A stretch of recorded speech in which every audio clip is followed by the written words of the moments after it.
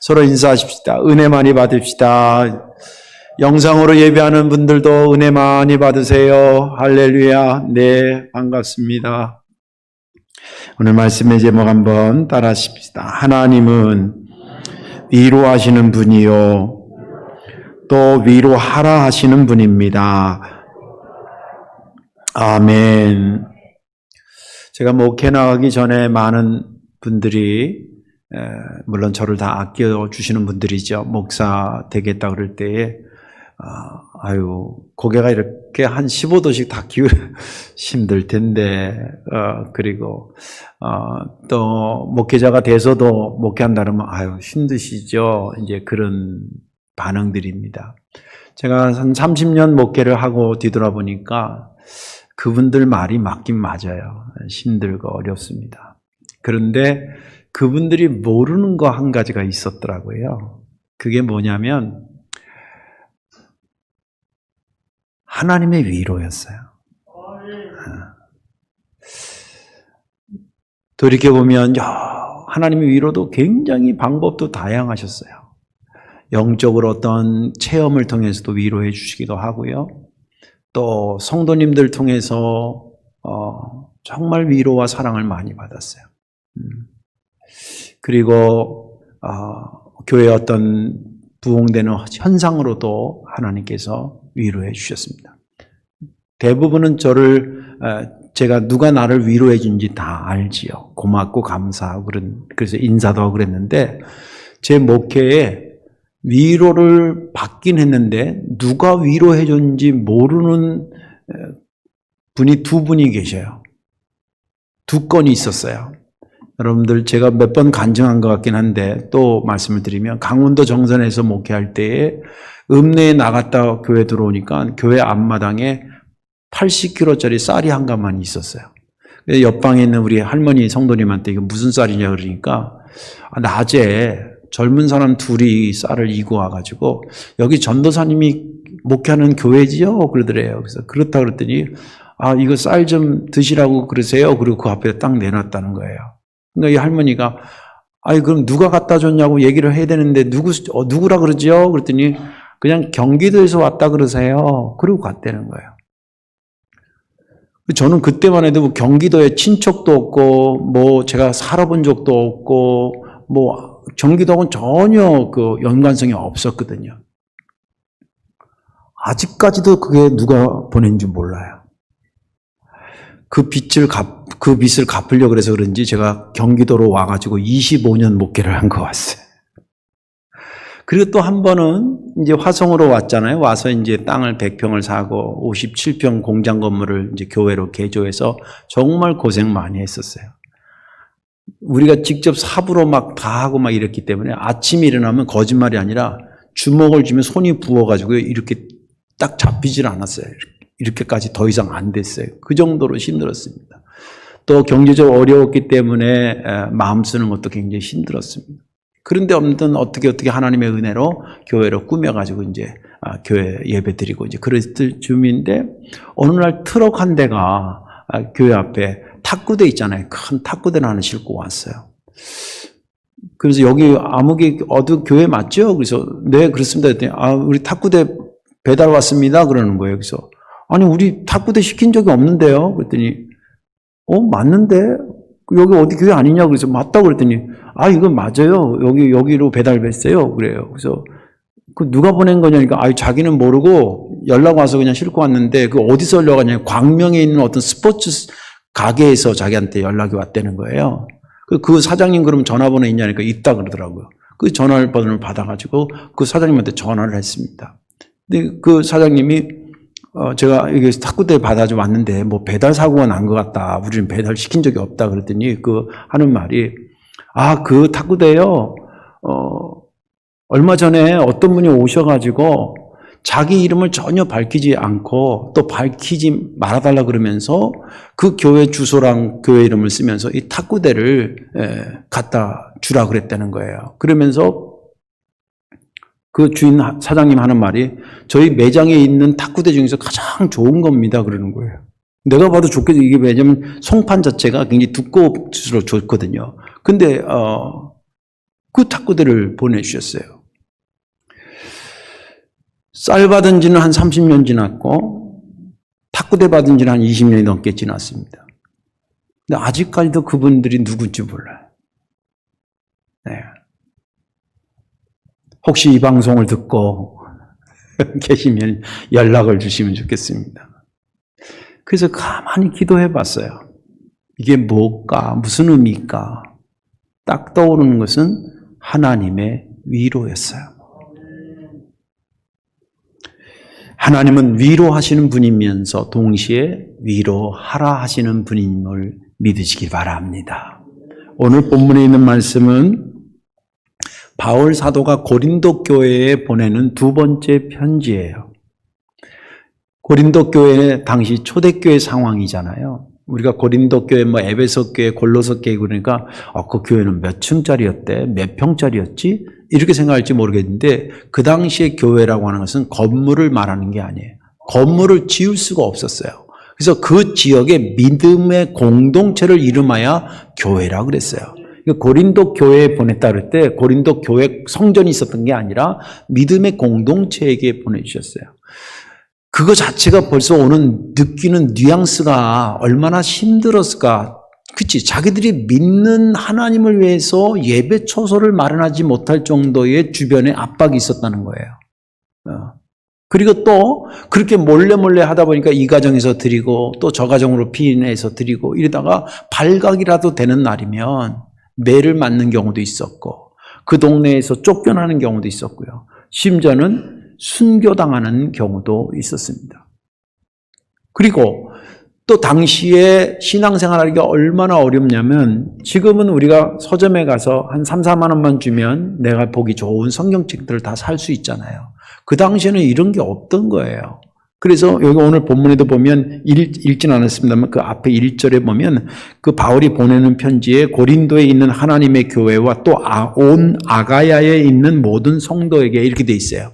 이게 무슨 말이냐면 우리로 말하면 인천과 근처에 있는 광명 시흥 여기 있는 강화에 있는 이런 성도님들까지 이렇게 표현한 거예요. 그래서 성경이 없으니까 이런 편지 성령 안에서 쓴 편지를 주면 이걸 고린도 교회가 읽고 옆에 강화도의 교회다 앞에서 거기서 또 읽고 시흥에 있는 교회다 읽고 이렇게 회람을 하던 시대입니다. 그러니 얼마나 어려웠겠어요. 그런데도 말이죠. 성령이 역사하신 걸 따라서 큰 믿음을 목숨 걸고 지키면서 그 교회 공동체를 이끌어가는 걸 볼 때 바울의 입장에서 볼 때 속에 있는 심장이라도 꺼내주고 싶을 정도로 고맙고 감사하지 않았겠어요. 네. 그래서 그들에게 성령으로부터 받은 말씀을 전하면서 이 위로의 말씀을 전한 내용이 오늘 본문에 있는 말씀이에요. 3절부터 이런 말씀이 기록되어 있습니다. 사랑하는 고린도 교회 여러분, 하나님 찬양합시다. 그 하나님은요, 우리를 위해서 십자가에 달려 돌아가신 예수 그리스도 우리의 주님 되신 그분의 하나님이시기도 하고요. 자비의 아버지이기도 하시고요. 그리고 모든 위로의 하나님이시기도 합니다. 우리가 사실 복음을 증거하기 위해서 많이 힘들고 어렵고 수 없는 죽음의 고비를 넘나들어온 것은 사실입니다. 그러나 그때마다 하나님께서 우리를 얼마나 많이 위로해 줬는지 몰라요. 우리가 예수님 때문에 예수님과 함께 고난받았더니 사실 예수님 때문에 받은 위로도 어마어마하게 많습니다. 그러면서 하나님께서 우리에게 위로 주시면서 저희들에게 이렇게 말씀하셨어요. 바울아, 네가 위로받으니까 마음이 좋지 새 힘이 생기지 않니? 지금 그런데 말이야, 고린도 교회 교인들도 굉장히 힘들어하고 있단다. 그러니 네가 받은 그 위로로 그들을 위로해 주라. 그래서 내가 여러분들에게 지금 이 말씀을 전하는 것입니다. 고린도 교회 여러분, 여러분들을 우리가 받는 고난과 눈물도 결국은 여러분들이 위로받고 여러분들이 구원에 이르기 위해서 받는 고난이고요. 내가 받는 이 고난, 이 위로도 어찌 보면 여러분들을 위로하라고 받는 위로인지는 모릅니다. 제가 한 가지 바람이 있다고 한다면 이제 우리가 받은 위로로 내가 여러분들을 위로할 터이니 여러분들이 이 위로를 받으시고 여러분들 신앙생활하는데 많이 힘들고 어렵죠. 그때에 이 위로로 잘 견뎌나가기를 바랍니다. 거기까지가 본문의 말씀입니다. 저는 지난 주간에 이 본문을 읽으면서 4절이 그렇게 은혜가 됐습니다. 우리의 모든 환난 중에서 우리를 위로하사 우리로 하여금 하나님께 받은 위로로서 모든 환난 중에 있는 자들을 능히 위로하게 하시는 이시리로다. 오늘 말씀에 저와 여러분들이 위로받으시고 또 그 받은 위로로 여러분들의 위로를 필요로 하는 사람들에게 많이 나눠주시는 성도교회 온 성도들 되시기를 주님의 이름으로 축원합니다. 우리가 믿는 하나님은 어떤 분이신가? 위로와 관련돼서 오늘 말씀을 보는데 우리가 믿는 하나님은 첫째 누구신가? 첫째는 위로의 하나님이라고 말해주고 있습니다. 3절에 보니까 찬송하리로다. 그는 우리 주 예수 그리스도의 하나님이시요 자비의 아버지시요 모든 위로의 하나님이시로다 라고 기록하고 있습니다. 하나님에 대해서 하나님이 이런 분이라고 말하는 것을 신학적으로 속성이라 그럽니다. 물론 3절에 기록된 것 외에 하나님의 속성은 굉장히 많습니다. 그런데 오늘 3절에서는 세 가지 것의 하나님의 속성을 말해주고 있는데 하나는 우리 주 예수 그리스도의 하나님, 자비의 하나님, 그리고 모든 위로의 하나님이라고 말해주고 있습니다. 셋을 다 살펴보면 좋겠지만 시간이 없어서 마지막 위로의 하나님, 모든 위로의 하나님이라는 데에 초점을 맞춰서 말씀을 전개하고자 합니다. 모든 위로의 하나님이라는 의미가 그럼 뭘까? 이 첫째 되는 의미는 뭐냐면 하나님의 위로는 하나님의 공유적 속성이다라는 뜻입니다. 다시 말씀드릴게요.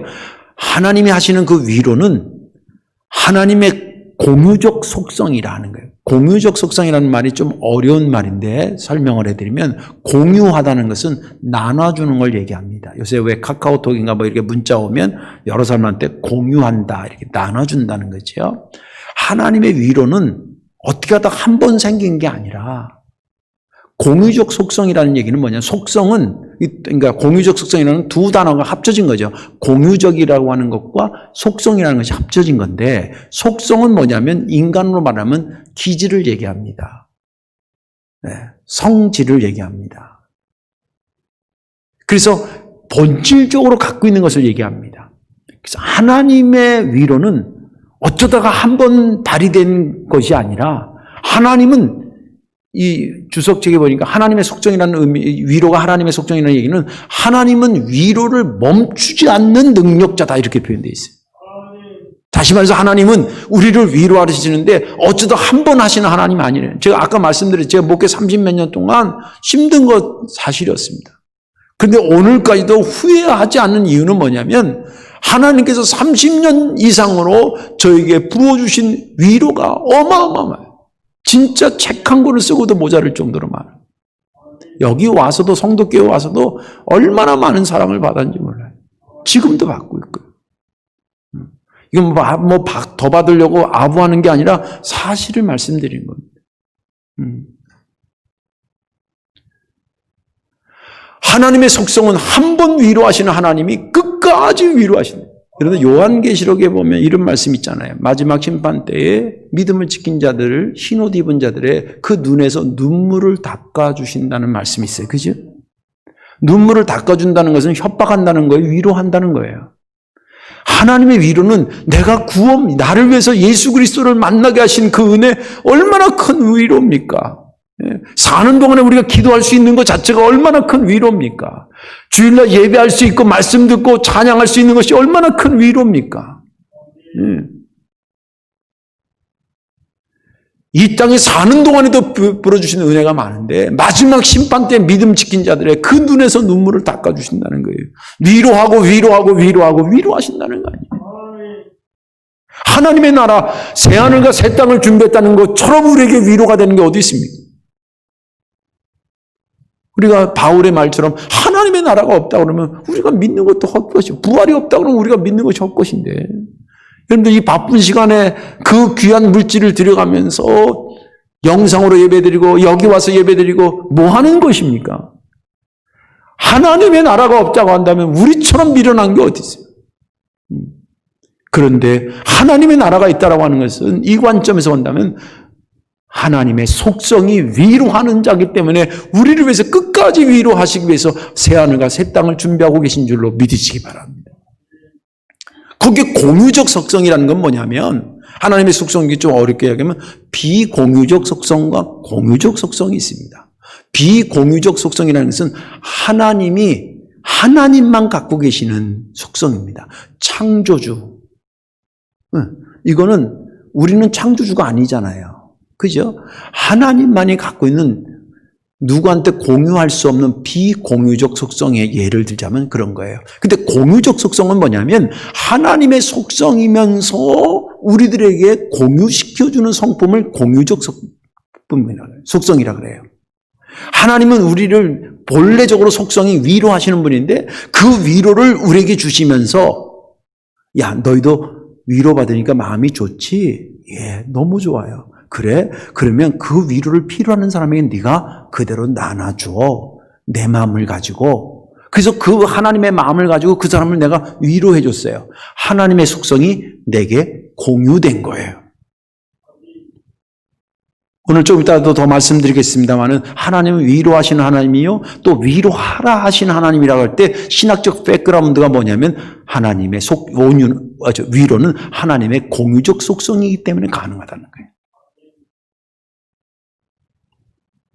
또 하나님이 모든 위로의 하나님이라는 말이 왜 우리에게 은혜가 되고 귀한 것이냐면, 여러분 생각해 보세요.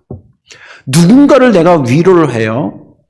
지금 우리 여기 마침 어머니가 지난주에 돌아가셨는데, 알아보니까 6남매를 세상에 키웠더라고. 낳고 돌아서면 낳고, 그 옛날 분들은 참 생명의 족보를 쓰시기 위해서 낳고, 키울 만하면 또 낳고, 이제 자유할 만하면 낳고, 6명을 줄줄이 키웠어요. 장례식 때 자식들이 다 울더라고.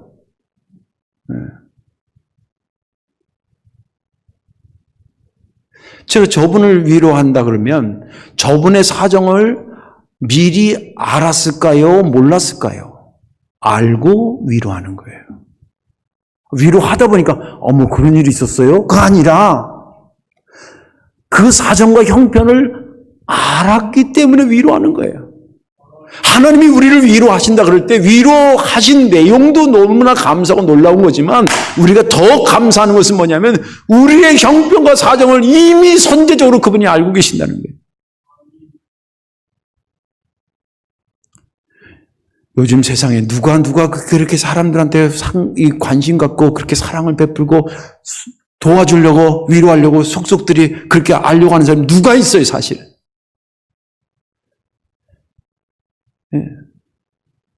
바쁘다는 핑계 아닌 핑계로.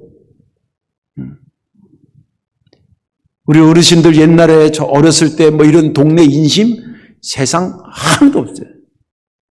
정말 그나마 복음 믿고 예수 믿고 사는 사람들에 대해서 계속 그래도 흘러가는 것이 사랑의 물결인 거지. 누가 그렇게 관심 가져주고 누가 그렇게 사랑 베풀고 그렇습니까? 주님 우리를 향해서 그런 사랑을 지금도 갖고 있고 나를 선제적으로 이해하고 계시기 때문에 위로하시는 하나님이라는 거예요. 그러니 얼마나 감사하고 놀랄 일입니까? 그 위로를 내가 지금 은혜로 받고 있다는 것을 확신하기를 주의 이름으로 축원합니다. 성도들에게는 거룩한 의무가 있어요. 그건 뭐냐면 여호와를 알자. 힘써 여호와를 알자. 내가 믿는 하나님이 대체 어떤 분이신지를 알아야 된다는 거예요. 그 중에 하나가 오늘 선명하게 말씀드린 것은 하나님은 위로자임을 알아라. 하나님은 위로자임을 알아라. 네 형편과 사정을 너보다 더 정확히 아시고 때를 따라 돕는 은혜를 통해서 이른 비와 늦은 비를 허락하지. 낮의 해가 너를 상지 못하도록 너를 돌보시고 위로하시고 하는 하나님. 그분이 내가 믿는 하나님이라고 성경은 말해주고 있습니다. 감사하시길 주의 이름으로 축원합니다. 새 힘되기를 바랍니다. 두 번째로 우리가 믿는 하나님은 어떤 하나님이냐면 위로하라 하시는 하나님이십니다. 4절에 보니까 우리의 모든 환난 중에서 우리를 위로하사 우리로 하여금 하나님께 받은 위로로서 모든 환난 중에 있는 자들을 능히 위로하게 하시는 이시리로다. 4절을 깊이 읽어보니까 하나님께서 바울을 먼저 위로하셨다는 거예요. 그렇죠? 그 다음에 바울에게 아까도 얘기한 거죠. 바울아, 네가 위로받으니까 힘이 나지. 네, 그래. 고린도 교회나 그 지역에 있는 아가야 지역에 지금 복음에서 투쟁하면서 너무 힘든 신앙생활하는 자들이 많아. 그러니까 그들에게도 가서 네가 받은 위로로 그들을 위로해라. 내가 도와줄게. 그렇게 말씀하신 내용이 있어요. 하나님은 왜 일을 그렇게 하시는 것까? 그냥 하나님께서 직접 고린도 교회한테 역사하시든지 아가야 사람한테 직접 위로하시면 안 될까? 왜 굳이 먼저 바울을 위로받게 하시고 위로받은 걸 가지고 가서 고린도 교회를 위로하게 하시는 것까? 어떻게 보면 좀 답답해 보이잖아요. 그죠?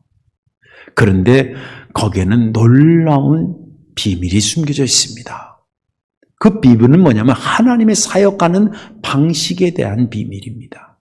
하나님의 사역의 방법은 사랑의 연결고리 사역 방식을 쓰고 있습니다. 이건 무슨 말이냐면 아까도 말한 것처럼 바울 위로해 주시고 고린도 교회 위로하시고 아가야 사람 위로하시고 이렇게 개별적으로 당신이 다 하는 게 아니라 먼저 그것을 경험하고 그걸 믿음으로 받아들이는 사람을 통해서 증거케 하시는 것이다. 예를 들면 구약에 보면 하나님께서 아브라함에게 약속합니다. 네가 내 말을 듣고 순종하면 네 후손들이 하늘의 별처럼 바다에 모래알 같이 많아지고 네가 한 지파의 아버지 아브람이 아니라 여러 나라의 아버지가 되는 아브라함이 되게 하리라. 그러니 네가 나한테 받은 이 약속을 반드시 네 후손들한테 알려주라는 거예요. 그래서 아브라함이 100세에 난 이삭한테 하나님의 그 약속을 계속 알려줍니다. 우리 민족은 하나님이 역사하실 것이다. 그래서 이삭도 다 누구한테 믿음을 배웠냐면 아버지 아브라함한테 믿음을 배워요. 그게 결정적으로 폭발적으로 나타나는 사건이 뭐냐면 번제들이라는 사건에서 나타납니다. 모리아산에 가서 아들 바치라고 한 거 있잖아요. 그때에 아브라함의 나이가 117살이고 그의 아들 이삭이 17살 때예요. 아무리 그 옛날이라고 해도 17살짜리 아들이 117살 되는 아버지가 칼을 들여서 자기를 찔려는 때 몸부림치기로 치면 확 제끼고 도망가지 않을 수 있었을까요? 저는 그 경험한 게 우리 아들들하고 이제 큰 놈하고는 기억이 없는데 둘째 놈하고 어느 날 걔가 중학교 때인가 중2 때인가 뭐 중3 때인가 요때인 것 같아요. 아버지 저희 교회 그때 교회 옆에 그 아스팔트 길이 한 100m 직진 길이 쭉 있었는데 자기랑 달리기 한번 해보세요. 그래서 내가 야 엄마 내가 너한테 이겼마 그냥 아버지 웃기는 소리 하지 말고 달리기 하자. 그래서 내가 이제 그 준비 딱 해서 했거든요. 야, 저 이래봐도 제가 높이뛰기 선수입니다. 초등학교 때 달리기도 하고 막 그랬어요. 원래 한 중간도 안 갔는데 후다닥 치고 가는데 그 녀석이 앞섰어요. 100m까지도 안 가고 이제 승패가 가는데 딱 서버리더라고. 아버지 까불지 마세요. 그때 문득 생각해 이삭의 믿음이 보통 믿음이 아니구나. 아버지가 자기를 번제로 드려서 하나님께 드린다 그럴 때에 힘이 없어 가만히 있었던 게 아니구나. 내 아들이 중학교 3학년만 돼도 나보다 달리기를 빨리 뛰는데 후려치기로 해서 도망가려고 그러면 왜 못 도망갔겠느냐. 그 이삭의 믿음이 누구로부터 받은 것까? 아버지한테 받은 거예요. 또 이삭은 그의 아들 야곱에게 가르칩니다. 야곱은 그의 아들 12아들한테 가르쳐줍니다. 그게 이스라엘의 형성사예요. 또 예수님께서 이 땅에 오셔가지고 당신만 사역하시다 당신만 십자가 달려 돌아가신 것이 아니라 3년 동안 12명의 제자를 키웠어요. 그들에게 가르쳐주고 말씀을 가르쳐주고 기적을 보여주고 능력을 부여하면서 사마리아 땅끝까지 복음을 증거해라. 너는 가서 아버지와 아들과 성령의 이름으로 세례를 주고 내가 너에게 가르쳐 지키라고 한 것을 그렇게 가르쳐 지켜서 그들에게 가르쳐 지키게 해라. 그리고 그들을 제자 삼아라. 그렇게 말씀하셨어요. 그리고 그 얘기를 들은 12제자가 예수님 돌아가시고 부활하신 이후에 목숨 걸고 전 지역에 가서 복음을 증거하고 나중에 바울 같은 사람은 나중에 사도가 됐습니다만 그는 로마까지 가는 놀라운 역사를 만들어 놨어요. 하나님의 사역의 방법은 그렇게 혼자 다 하시는 것이 아니라 믿음의 사람을 먼저 경험케 하시고 그걸 연결고리를 해서 또 누군가에게 계속 퍼져가게 하시는 것이 있어요. 그 왜 그렇게 더디 가는 것 같은데 왜 그 방법을 쓰는가? 사랑의 연결고리 사역 방법을 왜 주님은 왜 쓰시고 있느냐? 장점이 있어요. 어떤 장점이냐면 하나님의 축복의 원리는요. 심은 대로 거두는 거예요. 우리로 하여금 믿어서 구원의 복을 받았는데 주의 영광을 위해서 뭔가 심을 수 있어야 되잖아요. 심을 수 있는 일거리, 선교적인 일거리를 주님께서 위탁한 거예요. 저는 목사로 위탁받았고 여기 장로님들은 장로님들로 위탁받았고 계속 권사님들은 집사님대로 그것을 위탁받은 거예요. 교회 목사 혼자 다 하지 않게 했어요. 아니 목사 없으면 하나님의 일이 중단되는 겁니까? 저는 그렇게 보지 않아요. 그런데 하나님께서 하나님의 일을 하기 위해서 목사도 세우고 장로도 세워서 그 역할을 하게 하고 그 역할을 한 것을 마치 밭에 씨 뿌리는 땀을 흘리게 한 다음에 때가 되니 그들을 걷어서 그들의 것이 되게 하기 위해서 하나님께서 그런 사랑의 연결고리 사역 방법을 사용하시는 거예요.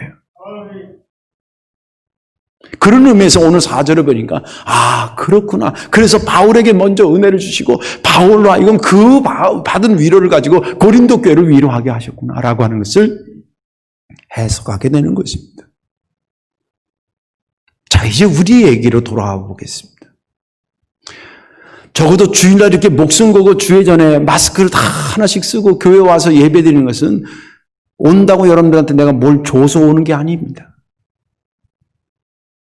여기 적어도 와서 예배 드리고 영상에 나와서 영상 예배를 드리는 온 성도들은 자기 인생을 한번 돌이켜보세요. 예수 믿기 전부터 또 예수 믿은 이후에 하나님으로부터 위로를 한 가지 이상들은 다 받으신 분들입니다. 어떤 분은 자기가 몸이 아파서 회복될 때 받은 위로도 있고요. 경제적으로 너무 어려울 때에 그때 하나님께 주신 은혜도 있고 위로도 있었을 거고요. 또 가정에 여러 가지 애경사가 힘들고 어려울 때에 성도들을 통해서 목사를 통해서 위로해 준 그런 흔적들도 있을 거고 설교 듣다가 은혜 받고 위로받은 것도 있고 기도하다가 아무튼 한 번 이상은 다 받았으리라 저는 생각해요. 그때의 그 감격을 영적인 감흥을 다시 한번 떠올려 보십시오. 그리고 그것이 나만의 것이 아니라 지금 그 영적인 감흥을 필요로 하는 사람이 누군가를 한번 주변을 둘러보십시오. 그러면 얼마 전에 장례 치른 집사님도 보이게 되고 무릎 수술해가지고 회복 중에 있는 권사님도 생각나요. 지금 현재 있는 우리 교회 상황을 지금 얘기 드리는 거예요. 그런 분도 떠오르게 되고 코로나 때문에 사업에 힘든 그런 교우들도 떠오르게 될 것입니다. 그들에게 손 한번 내밀어 주는 거예요. 그들을 위해서 외마디라도 간구해 주는 거예요. 왜? 우리가 받은 은혜가 있고 주님께서 하라고 하신 명령이 있기 때문인 것입니다. 이제 말씀을 정리하겠습니다. 이사야 66장에 보면 하나님께서 이렇게 말씀하셨습니다. 어머니가 자식을 위로함 같이 내가 너희를 위로할 것인즉. 어머니가 자식을 위로함. 아이고 그래 수고했다 내 딸아. 아유 수고했구나 내 아들. 그래 귀하다. 아유 그래. 그렇게 위로하는 것처럼 하나님이 내 백성을 그렇게 위로할 것이요. 그렇게 말씀하셨습니다. 요즘 얼마나 힘듭니까? 표현을 조금 점잖게 해서 그렇지 사실은 가슴 열어놓고 보면 다 힘듭니다. 이때 뭐가 필요하다고 생각합니까? 이때 복음이 뭐가 복음인 것입니까? 위로하는 것이 복음일 줄로 믿습니다. 그래도 너무 감사한 것은 성도교회 교인 정도면 그래도 위로할 것이 다 준비된 자임에 감사하십시오. 첫째는 우리가 믿는 하나님의 속성 자체가 위로하신 하나님. 두 번째는 그 하나님이 우리를 위로한 영적 경험들을 다 소유하고 있는 경험들이 있는 분들입니다. 이것처럼 잘 갖춰진 게 어디 있습니까? 이제 남은 것은 주변을 돌아다보는 것입니다. 누가 내 손길을 필요로 하는지만 발견하시면 되는 것입니다. 오늘 말씀에 은혜 받으시고 그렇게 여러분들의 손길을 펼쳐 주시기를 주님의 이름으로 축원합니다. 기도하겠습니다. 사랑과 은혜가 많으신 아버지, 정말 저희 힘듭니다. 주님 위로가 아니었으면 우리는 벌써 주저앉고 넘어졌을 것입니다. 아버지 하나님, 그러나 주께서 우리와 함께 하시고 또 오늘 말씀을 통해 세워주시니 무한 감사를 드립니다.